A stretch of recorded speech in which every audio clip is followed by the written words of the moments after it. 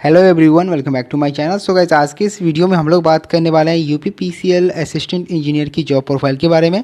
एई बोल लो या आप एसडीओ बोल लो, दोनों का मतलब सेम ही होता है। तो हम लोग यहाँ पे इसके जॉब प्रोफाइल्स के बारे में आज बात करने वाले हैं। टाइप्स ऑफ वर्क के बारे में बात करेंगे, किस टाइप की वर्क आपको यहाँ पर मिलता है, और साथ ही साथ यहाँ पर इसकी salary slip, grade pay, gross salary, in hand salary क्या होती है, ये भी यहाँ पर डिस्कस करेंगे। और फैसिलिटीज़ के बारे में बात करेंगे, व्हीकल, प्रमोशन एंड ईटीसी। तो सभी कुछ यहाँ पर डिटेल में मैं आपको बताने वाला हूँ यूपीपीसीएल के बारे में। तो वीडियो को जरूर से लाइक करना, क्योंकि काफ़ी कुछ रिसर्चेस करने के बाद मैंने ये वीडियो बनाया है।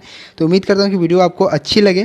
ठीक है, तो चलिए आज की वीडियो शुरू करते हैं। सो गाइस, सबसे पहले यहाँ पर मैं क्लियर करना चाहूँगा ई और एसडीओ के बारे में कि दोनों के बीच यहाँ पर डिफरेंसेस क्या होते हैं। बहुत सारे लोग यहाँ पर एसडीओ बोलते हैं, तो क्या दोनों के बीच कोई डिफरेंसेस होता है?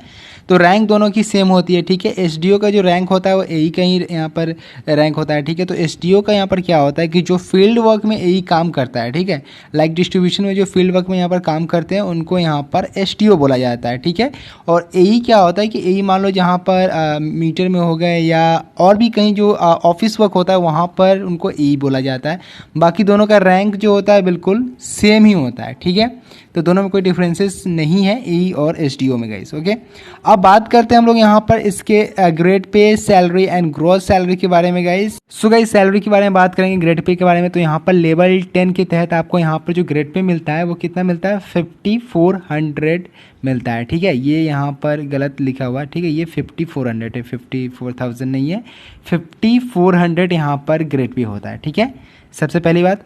और दूसरी बात अगर यहाँ पर बात करें तो यहाँ पर ये जो पोस्ट होती है ए की, वो गैजेट ऑफिसर की पोस्ट या रैंक की होती है। ठीक है, सो गैजेट ऑफिसर की रैंक की ये पोस्ट होती है। अब बात करें यहाँ पर इसकी बेसिक पे की, तो बेसिक पे आपको यहाँ पर कितना मिलता है देख सकते हो, यहाँ पर 56,100 आपको यहाँ पर बेसिक पे मिलेगा। ओके, अब आगे यहाँ पर अगर बात करें डीए की, तो आप डीए देख सकते हो कितना मिलेगा। डीए आपको मिलेगा यहाँ पर 6732 आपको यहाँ पर डीए मिलने वाला है। और यहाँ पर हाउस रेंट की बात करें तो हाउस रेंट क्या होता है कि सिटी के अकॉर्डिंग ये क्या होता है, वेरी करता है। ठीक है, सिटी के अकॉर्डिंग ये वेरी करता है। तो यहाँ पर जो हाउस रेंट है आपका वो कितना है? 6300 है। ठीक है, 6300 आप देख सकते हो, यानी कि 6300 आपका यहाँ पर हाउस रेंट है। और ये जो है ये यहाँ पर ए क्लास सिटी की हाउस रेंट है। ठीक है, ए क्लास, बी क्लास, सी क्लास करके ऐसे यहाँ पर आते हैं सिटीज़। तो ये ए क्लास के जिसमें कि लखनऊ वगैरह आते हैं। ठीक है, तो ए क्लास की यहाँ पर ये सिटी की हाउस रेंट है। मेडिकल आप देख सकते हो, मेडिकल अलाउंस कितना मिलता है, तो यहाँ पर देख सकते हो 200 आपको यहाँ पर मेडिकल अलाउंस मिल जाता है। ठीक है, और सारे भी अलाउंस आप देख सकते हो, सिटी कंपनसेटरी अलाउंस, ये भी सिटी के अकॉर्डिंग वेरी करता है। ठीक है, ये भी सिटी के अकॉर्डिंग ही यहाँ पर वेरी करेगा। और ये ए सिटी का यहाँ पर जो दिखा रहा है ए सिटी का यहाँ पर है। ठीक है, अब यहाँ पर नीचे देखो इसेंशियल सीरीज अलाउंस, ये भी यहाँ पर देख सकते हो 445 यहाँ पर 450 यहाँ पर मिलने वाला है, 450 आपको ये मिलने वाला है। ठीक है, अब ओवरऑल बात करें तो ग्रॉस सैलरी कितनी बनती है, तो ग्रॉस सैलरी आपकी कितनी बन जाएगी आप देख सकते हो, यहाँ पर टोटल 70,682 बन जाएगी। ठीक है, यानी कि 70,682 आपकी ग्रॉस सैलरी बन जाएगी। सो गाइस, नॉर्मली इससे ज़्यादा बनता है, क्योंकि जब भी आपके यहाँ पर ज्वाइनिंग होती है, इंक्रीमेंट होकर होता है, 2 इंक्रीमेंट अगर लग जाती है तो आपके यहाँ पर 59,000 के आसपास जो है बेसिक पे पहुंच जाता है। ठीक है, 59,000 के आसपास, और आपकी जो ग्रॉस सैलरी बन जाएगी, ग्रॉस सैलरी यहाँ पर इंक्रीज होकर यहाँ पर 74,000 के आसपास बन जाता है। ठीक है, तो अगर यहाँ पर एक आइडिया लगाएं कि जो आपकी इन हैंड सैलरी होगी वो कितना होगा, तो मैं आपको बता दूं, इन हैंड सैलरी आपकी यहाँ पर बनने वाली है, इन हैंड सैलरी के बारे में बात कर रहा हूँ, 70,000 के आसपास बनने वाली है। ठीक है, अगर आपकी इंक्रीमेंट होकर यहाँ पर अगर जॉब लगती है तो आपकी जो यहाँ पर है 70,000 के आसपास यहाँ पर इन हैंड सैलरी बनने वाली, मतलब अब मान के चलो कि यहाँ पर 68,000 से प्लस ही आपको मिलेगा। ठीक है, ओवरऑल सब कुछ मिलाकर। अब बात करते हैं कुछ फैसिलिटीज़ के बारे में जो मिलता है यहाँ पे, क्या कुछ यहाँ पर फैसिलिटीज़ मिलते हैं। तो आप देख सकते हो व्हीकल आपको मिलेगा बिल्कुल, यहाँ पर जब भी आप यहाँ पर फील्ड वर्क में जाओगे व्हीकल आपको मिलेगा। 27 आवर्स 24x7 आवर आपको यहाँ पर मिलने वाला है व्हीकल। ठीक है, और ड्राइवर प्लस आपको ड्राइवर मिलने वाला है। तो बिल्कुल आपके लिए यहाँ पर 24 आवर्स व्हीकल आपके लिए यहाँ पर अवेलेबल है। ठीक है, आप यहाँ पर कॉल कर सकते हो, व्हीकल को बुला सकते हो जब भी आपको जहाँ पर भी जाना हो। फिर मेडिकल फैसिलिटीज़ मिलती है। ठीक है, LV आप देख सकते हो, LMV यहाँ पर 10 कनेक्शन फॉर इलेक्ट्रिसिटी यहाँ पर मिलती है। मतलब आपकी जो यहाँ पर इलेक्ट्रिसिटी बिल के लिए यहाँ पर 1000 कट होती है आपकी सैलरी से। अगर आप एसी वगैरह यूज़ करते हो तो 500 उसका आपको अलग से चार्जेस देना पड़ेगा। बाकी सब आप जितना भी यूज़ करो ये फिक्स अमाउंट आपकी सैलरी से कटेगी, बाकी आप जितना भी यूज़ करो उससे कोई फ़र्क नहीं पड़ता। सो गाइस ये एक कंप्लीट डिटेल्स है यहाँ पर सैलरी के बारे में, क्या कुछ होता है, सैलरी कितना मिलता है, एचआरए कितना मिलता है, मेडिकल कितना मिलता है, सभी कुछ मैंने आपको यहाँ पर डिटेल में बता दिया है। अब यहाँ पर हम लोग चलेंगे प्रमोशन के बारे में जानेंगे, प्रमोशन यहाँ पर कैसे होता है, कितना टाइम लगता है, कहाँ तक आपका प्रमोशन हो सकता है, ये सब देखेंगे। सो गाइस हम लोग बात करेंगे यहाँ पर प्रमोशन के बारे में। तो यहाँ पर देख सकते हो यूपीपीसीएल असिस्टेंट इंजीनियर की जो प्रमोशन है वो कहाँ तक होती है। स्टार्टिंग में आप ज्वाइन करोगे तो लेवल 10 के तहत आपको यहाँ पर ग्रेड पे वगैरह मिलेगा, ठीक है। ये यहाँ पर क्या है, GPA, यानी कि आप इसको ग्रेड पे बोल सकते हो। जो यहाँ 500 600 ये सब मेंशन है, क्या है, ग्रेड पे है, ठीक है। तो हम लोग अगर बात करें यहाँ पर, तो यहाँ पर आपका लेवल 13 तक प्रमोशन होता है, ठीक है। तो सबसे पहले आप AE रहते हो, ठीक है। AE के बाद आप बनोगे EE, मतलब एग्जीक्यूटिव इंजीनियर बनोगे, जिसकी यहाँ पर कितनी ग्रेड पे आप देख सकते हो, 6600 यहाँ पर ग्रेड पे है इसकी। उसके बाद अगर आप यहाँ पर एग्जीक्यूटिव इंजीनियर बन जाते हो, उसके बाद आप क्या बनोगे, उसके बाद आप बनोगे SE यानी कि सुपरिटेंडेंट इंजीनियर बनोगे, ठीक है। ये बनने के ये यहाँ पर बनोगे तो आपको यहाँ पर लेवल 12 की तहत आप देख सकते हो यहाँ पे 8700 आपको यहाँ पर ग्रेड पे मिलने वाला है। उसके बाद अगर आप बनोगे CE यानी कि चीफ इंजीनियर बनोगे, ठीक है। चीफ इंजीनियर बनोगे तो आप देख सकते हो यहाँ पर कितने लेवल के तहत आपको मिलेगा। लेवल 13 के तहत आपको यहाँ पर जो ग्रेड पे मिलने वाला है वो यहाँ पर 8900 मिलने वाला है, ठीक है। अब बात करें यहाँ पर कि प्रमोशन में कितना टाइम लगता है, ठीक है। तो लेवल 1 से लेवल 11 तक पहुंचने में आपको लग जाएगा नॉर्मली यहाँ पर 9 साल लगता है, ठीक है। 9 साल में आपकी प्रमोशन यहाँ पर हो जाती है। लेकिन कभी कभी क्या होता है कि डिपार्टमेंट में अगर यहाँ पर पोस्ट खाली है तो आपकी प्रमोशन 7 साल में हो जाती है। जनरली आपको यहाँ पर 7 साल से थोड़ा सा ज़्यादा टाइम लग जाता है, 7 साल में जनरली आपका यहाँ पर प्रमोशन हो जाता है। आप मान के चल सकते हो कि एवरेज, ठीक है। उसके बाद लेवल 11 से लेकर लेवल 12 तक पहुंचने में आपको कितना टाइम लगेगा, यानी कि EE से SE बनने में कितना टाइम लगेगा, 5 ईयर का टाइम लगेगा, ठीक है। 5 ईयर का टाइम आपको यहाँ पर लग जाएगा। 5 साल में आप SE बन जाओगे। जितने भी प्रमोशन होते हैं एक्सपीरियंस बेस पे होते हैं, ठीक है। अब यहाँ पर लेवल 13 तक पहुँचने में कितना टाइम लगेगा, तो यहाँ से आपको यहाँ आने में भी 5 साल का टाइम लग जाएगा, ठीक है। तो इतना टाइम लगता है आपका प्रमोशन होने में, और ये एक फिक्स प्रमोशन है, ठीक है। यहाँ पर कोई एग्ज़ाम नहीं होती, ये एक फिक्स प्रमोशन है, ठीक है। तो देख सकते हो आप। सो गाइज ये थी प्रमोशन, आई होप कि आप समझ गए होंगे। अब हम लोग यहाँ पर बात करेंगे टाइप्स ऑफ वर्क के बारे में कि कैसा काम होता है यहाँ पर AE का, ठीक है। तो टाइप्स ऑफ वर्क के बारे में बात करते हैं। सो गाइज अगर वर्क के बारे में बात करें कि असिस्टेंट इंजीनियर की जो वर्क होती है वो कौन कौन से डिपार्टमेंट में होती है यहाँ पर, तो सबसे पहले मैं आपको बता दूँ कि आपकी जो यहाँ पर ज्वाइनिंग डिपार्टमेंट मिलेगा, या तो आपको ट्रांसमिशन का मिलेगा या तो आपको क्या मिलेगा, डिस्ट्रीब्यूशन का मिलेगा, ठीक है। इसी के लिए यहाँ पर रिक्रूटमेंट आपकी होती है। तो सबसे पहले अगर बात करें तो डिस्ट्रीब्यूशन कैसे होता है, तो यूपीपीसीएल में आप जान लो कि यहाँ पर अलग अलग कंपनीज होती है, ठीक है, जो डिस्ट्रीब्यूट करती है इलेक्ट्रिसिटी को। तो जैसे कि हम यहाँ पर किसी भी एक कंपनी को बोल सकते हैं, इसको हम लोग क्या बोलेंगे, डिस्कॉम बोलेंगे, ठीक है। इन सारे कंपनीज को हम लोग क्या बोल सकते हैं, डिस्कॉम बोल सकते हैं, ठीक है। जैसे कि मान लो कि आपका ये देख सकते हो कैस्को एक कंपनी है, तो इसको हम लोग क्या बोलेंगे, डिस्कॉम बोलेंगे डायरेक्ट, ठीक है।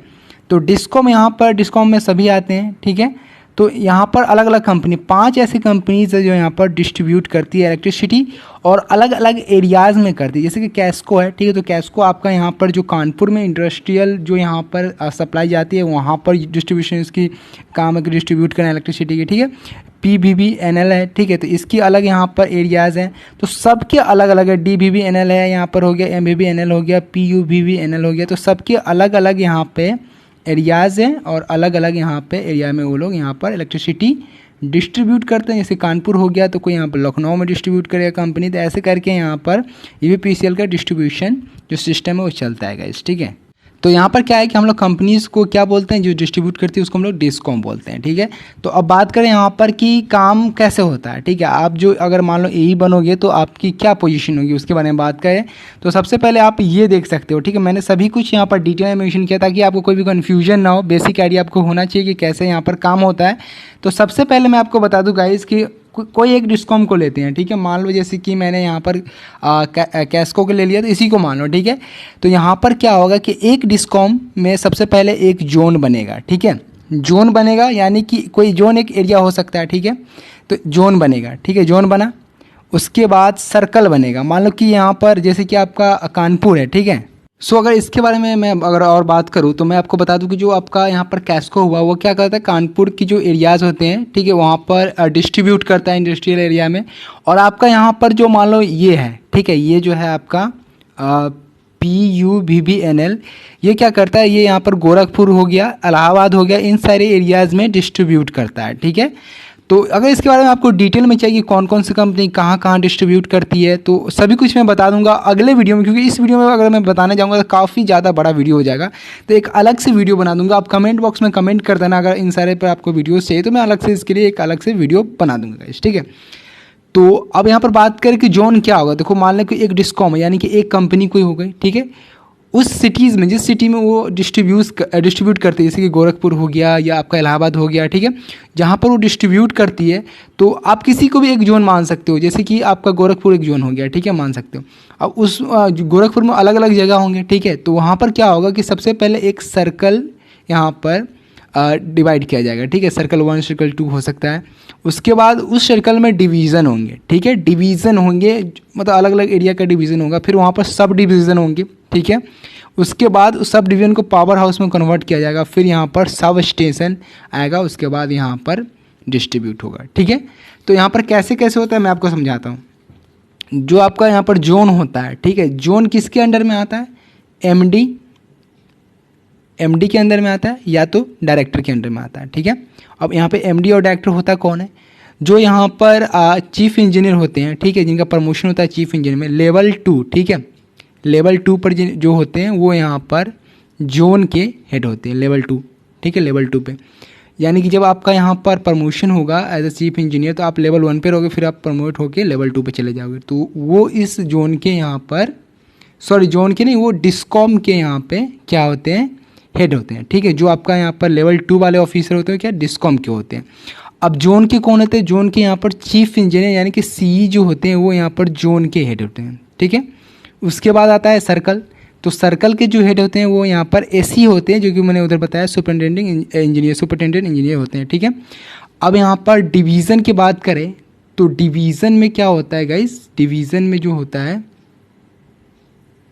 डिवीज़न का जो हेड होता है वो होता है EE यानी कि एग्जीक्यूटिव इंजीनियर, ठीक है। उसके बाद आता है सब डिवीज़न, जहाँ पर आप एज अ AE यानी AE बोल लो या इसे SDO बोल लो जाते हो, ठीक है। तो जो सब डिवीज़न होता है वो AE के अंडर में होता है, ठीक। इस डिपार्टमेंट का आप यहाँ पर हेड हो। अब पावर हाउस JE के अंदर में होता है, ठीक है। और सब स्टेशन जो होता है SSO के अंडर होता है, यानी कि सब स्टेशन ऑपरेटर के अंडर होता है, ठीक है। तो ऐसे यहाँ पर डिस्ट्रीब्यूशन सिस्टम काम करता है। तो आपको पता चलेगा कि आपको यहाँ पर कहाँ पर वर्क करना है, सब डिवीज़न में आपको यहाँ पर पोस्टिंग मिलेगी, SDO की मिले या आप एज अ AE जाओ, ठीक है। अब यहाँ पर बात करते हैं इसके काम के बारे में, AE के काम के बारे में। तो आप यहाँ पर समझ चुके होंगे कि कैसे यहाँ पर डिस्ट्रीब्यूट होता है इलेक्ट्रिसिटी, ठीक है। डिस्कॉम होता है, डिस्कॉम से जोन बनता है, सर्कल, डिवीज़न, सब डिवीज़न, जहाँ पर आपको यहाँ पोस्टिंग मिलेगी, ठीक है। तो मैंने इसलिए ये सब समझाया ताकि आपको पता चले कि आप किस चीज़ के हेड हो, ठीक है। आपके अंडर यहाँ पर JE काम करेंगे, ऑब्वियस सी बात है कि JE काम करेगा। बाकी सारे जो स्टाफ आते हैं JE के अंदर काम, वो सभी तो आप ही के अंदर रहने वाले हैं, ठीक है। तो अब यहाँ पर डिपार्टमेंट नेम की बात करें तो इतने सारे यहाँ पर डिपार्टमेंट नेम है जिसमें आपकी पोस्टिंग हो सकती है, ठीक है। देख सकते हो LDC, जहाँ पर एज ए AE आप जाओगे, सब डिवीज़न में एज ए SDO जाओगे। तो जो फील्ड वर्क होता है, जहाँ पर फील्ड वर्क में डिस्ट्रीब्यूशन में जाते हैं उनको हम लोग SDO बोलते हैं। रैंक दोनों का सेम होता है। जो ऑफिस वर्क होता है लाइक वहाँ पर AE जाते हैं तो उनको हम लोग यहाँ पर AE बोलते हैं। दोनों का रैंक बिल्कुल सेम होता है, ठीक है। तो यहाँ पर जैसे कि मैंने पहले भी आपको समझाया कि जो मैंने UPPCL JE पर वीडियो बनाया था उसमें मैंने बताया था कि जो ट्रांसफार्मर शॉप होता है, ठीक है, वहाँ पर क्या होता है कि वहाँ पर आपको ये देखना होता है कि ट्रांसफार्मर रिपेयर हो रहा है, उसका रिकॉर्ड रखना होता है कि कौन कौन से ट्रांसफार्मर रिपेयर हुए, कौन कौन से ख़राब हुए हैं, ये सारे रिकॉर्ड आपको रखना पड़ता है। एज ए JE आप काम करते हो तो, ठीक है। तो यहाँ पर भी सेम काम होता है डिस्ट्रीब्यूशन में। फर्स्ट काम तो ये हो गया कि जो इलेक्ट्रिसिटी की कंटिन्यूटी है उसको आपको यहाँ पर कंटिन्यू रखना है। किसी भी कीमत पर जो कंटिन्यू रहती है इलेक्ट्रिसिटी, उसको यहाँ पर मान लो कि पावर कट हो जाता है तो JE एज JE आपको वहाँ पर जाना पड़ता है। और JE के ऊपर आते हैं AE, ठीक है।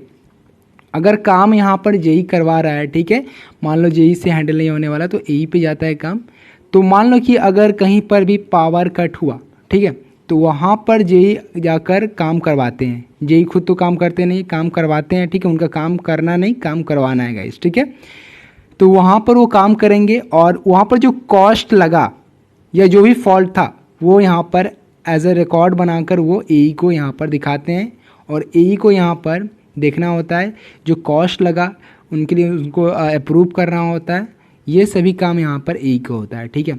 काम मेंटेनेंस का ही है, लेकिन यहाँ पर पोजीशन थोड़ा सा ऊपर है जेई से, मतलब आपके अंदर जेई काम करेंगे। जेई जो भी वर्क करेगा उस पर आपको देखना है, मेंटेन करना है, उस चीज़ को ध्यान देना है कि सही से काम हो रहा है या नहीं हो रहा है, ठीक है। उसके बाद आपका यहाँ पर ट्रांसफार्मर रिपेयरिंग का हो गया। मान लो अब ट्रांसफार्मर रिपेयरिंग में कैसे काम होता है। ट्रांसफार्मर वर्कशॉप में क्या होता है कि ट्रांसफार्मर रिपेयर होते हैं। मान लो कि कोई ट्रांसफार्मर जल गया, ठीक है, कभी कभी होता है कि ट्रांसफार्मर जल गया तो उसको रिपेयर करने के लिए वर्कशॉप में लाया जाता है और पहले से भी ट्रांसफार्मर कुछ प्रिपेयर किया जाता है कि वहाँ पर रिप्लेस कर सके। तो उन सारे रिकॉर्ड्स को जेई को यहाँ पर मेंटेन करना पड़ता है और आपको चेकआउट करना पड़ता है कि क्या ये सही रिकॉर्ड हैं या नहीं। मान लो अगर किसी ट्रांसफार्मर को रिपेयर करा रहे हैं तो उसमें क्या कॉस्ट लगा है, क्या फॉल्ट था, ये सारे यहाँ पर जेई को रखना है और रिसीव करना है जेई को। और एई के काम है उन सभी चीज़ को देखना है कि क्या ये सही है या नहीं, आपके सिग्नेचर से ही वो आगे बढ़ेगा, ठीक है। तो ऐसा कुछ यहाँ पर एई का काम होता है। बहुत सारे डिपार्टमेंट जैसे कि मीटर टेस्टिंग हो गया, रेवेन्यू में हो गया। रेवेन्यू में क्या होता है, रेवेन्यू में जो बिलिंग डिपार्टमेंट है उसमें आपको काम करना पड़ता है। लाइक जो मान लो कि आप इलेक्ट्रिसिटी बेच रहे हो, ठीक है, अगर आप काम कर रहे हो तो इलेक्ट्रिसिटी बेच ही रहे हो तो वहाँ पर जो बिलिंग होता है, जो हम लोग कंज्यूमर से बिल लेते हैं वो क्लियर होना चाहिए, हो रहा है या नहीं हो रहा है, ये सब आपको ध्यान देना है। अगर किसी ने बिल नहीं जमा किया तो उस पर एफआईआर करना हो गया या पावर कट करना हो गया या नोटिस करना हो गया, तो आपके थ्रू ही ये सब होता है, ठीक है। तो इतना कुछ डिपार्टमेंट है, इतना सारा काम है, सभी के बारे में अगर बताऊंगा तो वीडियो काफ़ी लेंदी हो जाएगी। इसलिए अगर सभी डिपार्टमेंट के काम आपको अगर जानने की कौन कौन से डिपार्टमेंट में क्या क्या काम होते हैं तो आप बस कमेंट बॉक्स में कमेंट कर दो, मैं सभी के ऊपर वीडियो बना दूंगा, ठीक है गाइस। और ट्रांसमिशन के बारे में बता दूंगा, सभी के ऊपर बता दूंगा। एक बेसिक नॉलेज मैंने आपको दिया यहाँ पर कि काम क्या होता है, मेंटेनेंस का काम होता है। सेम जेई का जो काम होता है जस्ट लाइक एई का भी काम वही होता है, लेकिन यहाँ पर फ़र्क ये है कि जेई के अंदर में जो काम करने वाले वो काम करवाते, उनसे जेई को काम करवाना है और एई का क्या काम है, जेई का जो काम है उस पर यहाँ पर ध्यान रखना है कि क्या काम सही से हो रहा है या नहीं हो रहा है, ठीक है। तो ये सारे यहाँ पर एई के काम है गाइस। सो गाइस ये थी एई की जॉब प्रोफाइल जिसमें मैंने यहाँ पर वर्क बताया, क्या क्या काम होता है, किस टाइप का काम होता है। और डिपार्टमेंट वाइज अगर आप काम जानना चाहते हो तो मैंने बोला कि कमेंट बॉक्स में कमेंट कर देना, तो जरूर से कमेंट करना। अगर आपको यहाँ पर जानना है तो मैं अलग से वीडियो बनाऊंगा, क्योंकि वीडियो ऑलरेडी काफ़ी लंबी हो चुकी है और काफ़ी रिसर्चेस करने के बाद मैंने ये वीडियो बनाया, ठीक है। तो उम्मीद यही करता हूँ कि आप लोगों को वीडियो अच्छी लगे, और वीडियो अच्छी लगे तो प्लीज़ इस वीडियो को ज़्यादा से ज़्यादा लाइक कर देना। अगर बस इस वीडियो को ज़्यादा से ज़्यादा शेयर कर देना और ट्राई करना कि ज़्यादा से ज़्यादा लोगों के पास पहुँच सके जो यहाँ पर एज ए ज्वाइन करने वाले हैं या जो चाहते हैं इसकी प्रिपरेशन करना, तो उन सभी के पास शेयर कर देना, क्योंकि काफ़ी मेहनत लगी इस वीडियो को बनाने में मुझे। तो जरूर से शेयर करना और उम्मीद करता हूँ कि आज की वीडियो आपको अच्छी लगी हो, तो लाइक जरूर से कर देना। और मिलते हैं गाइस अपने अगले वीडियो में। चैनल को सब्सक्राइब कर लेना ऐसे बहुत सारे कंटेंट के लिए। तो मिलेंगे अपने अगले वीडियो में, तब तक के लिए bye bye and take care guys.